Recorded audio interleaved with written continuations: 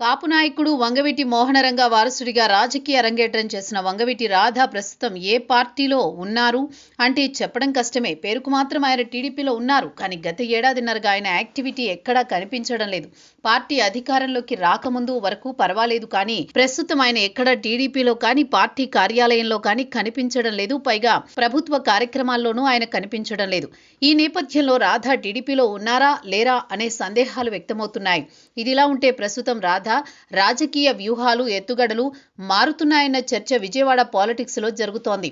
తిరిగి ఆయన పాతగూటికి వెళ్లిపోతున్నారని రాధారంగా మిత్రబండలికి చెందిన కొందరు నాయకులు వ్యాఖ్యానిస్తున్నారు.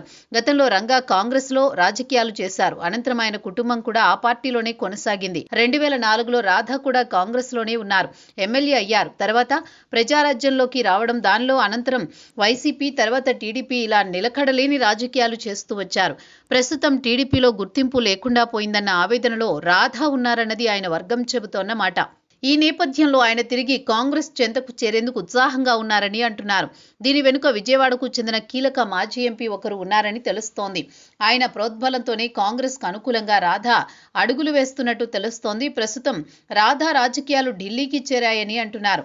తనకు ఏపీ పగ్గాలు అప్పగిస్తే చేరేందుకు అభ్యంతరం లేదన్నట్టుగా కూడా రాధా చెబుతున్నారని, ఈ దిశగా పార్టీ అధిష్టానం వద్దకు విజయవాడ, తూర్పుగోదావరి జిల్లాకు చెందిన పాత నాయకులు రాధాను తీసుకువెళ్లే ప్రయత్నంలో ఉన్నారని సమాచారం.